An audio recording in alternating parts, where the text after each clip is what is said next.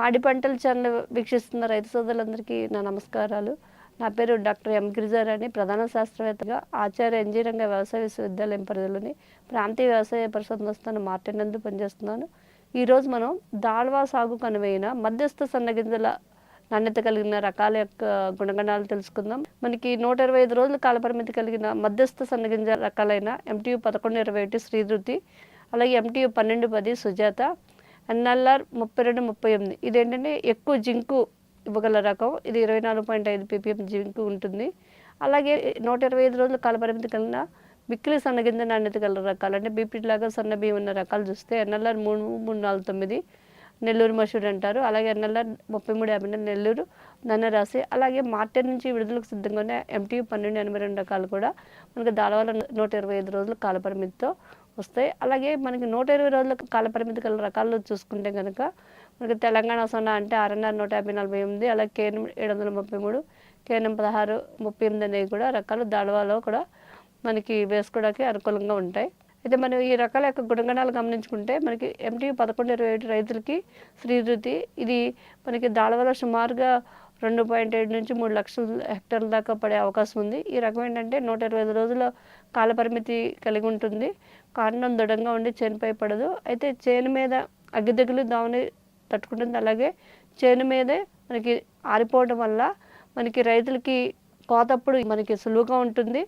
అలాగే నిద్రావస్థ 2 వారాల దాకా, అలాగే మనకి ఎకరానికి 3.2 టన్నుల దిగుబడి ఇచ్చే రకం. అలాగే మనకి MTU 1210 ఈ రకం సార్వ మరియు దాళవాకు అనువైన రకం. ఈ రకం వచ్చేసరికి 125 రోజుల కాలపరిమితిలో వస్తుంది. మధ్యస్థ సన్న బియ్యం రకం. ఇది తిండికి బాగుంటుంది, పచ్చి బియ్యానికి బాగుంటుంది. మనకి ఎకరానికి 3 టన్నుల దిగుబడి ఇస్తుంది. అగ్గి తెగులు సమర్థవంతంగా తట్టుకుంటుంది. అలాగే మనకి నెల్లూరు పరిశోధన స్థానం నుంచి వచ్చిన NLR 3238 ఇదేంటంటే పాలిష్ బియ్యంలో ఎక్కువ జింకు ఇవ్వగల రకం. అది 24.5 ppm దాకా జింకు ఇస్తుంది. అలాగే అగ్గి తెగులు దోమలు తట్టుకుంటుంది. బియ్యం పారదర్శకంగా ఉండి పట్టుదలుపు లేకుండా ఉంటుంది. ఎకరానికి 3 టన్నుల దిగుబడిని ఇస్తుంది. అలాగే నెల్లూరు సుగంధ ఇది సువాసన కలిగిన రకం. నెల్లూరు పరిశోధన స్థానం నుంచి విడుదలైంది. ఇది నెల్లూరు జిల్లాలో వేసుకోవడానికి అనుకూలం. ఈ రకం 125 రోజుల కాలపరిమితితో మధ్యస్థ సన్నగింజ నాణ్యత కలిగి ఉంటుంది. చేనుపై పడదు. అగ్గి తెగుల్ని ఉల్లికొండి కొంతవరకు తట్టుకుంటుంది. ఎకరానికి 3 టన్నుల దిగుబడిని ఇస్తుంది. అలాగే మనకి బీపీటీ 5204 లాగా సన్న రకాలు చూసుకుంటే, మిక్కిలి సన్న రకాలు చూసుకుంటే కనుక మనకి నెల్లూరు పరిశోధన స్థానం నుంచి నెల్లూరు మసూరి ఇది మనకి NLR 3349 అనే దాంతో బాగా ప్రాచుర్యంలో ఉంది. ఇది పొట్టిగా ఉంటుంది మొక్క. మనకి చేను మీద పడకుండా ఉంటుంది. అగ్గి తెగులు దోమని కొంతవరకు తట్టుకుంటుంది. ఎకరానికి 3 టన్నుల దిగుబడిని ఇస్తుంది. అలాగే నెల్లూరు ధాన్యరాశి ఇది NLR 3354 ఈ రకం కూడా భూ పరిస్థితిని బట్టి 120 నుంచి 125 రోజుల్లో వస్తుంది. గింజ సన్నగింజ రకం. అగ్గి తెగులు తట్టుకుంటుంది.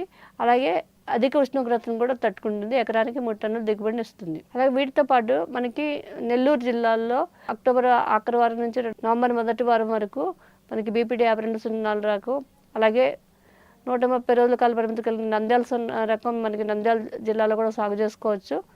అలాగే మనకి కాకినాడ జిల్లా, కోనసీమ జిల్లాలో ఉప్పుడు బియ్యానికి అనువైన MTU 3626 రైతు రంగం. దీని పేరు ప్రభాతకరి రైతులు బొండాలని పిలుస్తారు. ఈ రకాన్ని కూడా మనం సాగు చేసుకోవచ్చు. అయితే ఈ బొండాల రకం కానీ MTU 1121 రకాలు కానీ మనకి డిసెంబర్ 15 లోపే నారుమళ్ళు పోసుకోవచ్చు. అలాగే బాపట్ల ప్రాంతంలో స్వస్తి అనే రకం కూడా మనకి నీటి వసతిని బట్టి వేసుకోవచ్చు. అలాగే మనకి నెల్లూరు మసూరి NLR 3354 సోమశిల ఈ రకాలు ఏంటంటే MTU 1293 చౌడు భూముల్లో కూడా సాగుకు అనుకూలంగా ఉంటాయి. అలా MTU 1290 కూడా చౌడు భూముల్లో వేసుకోవచ్చు.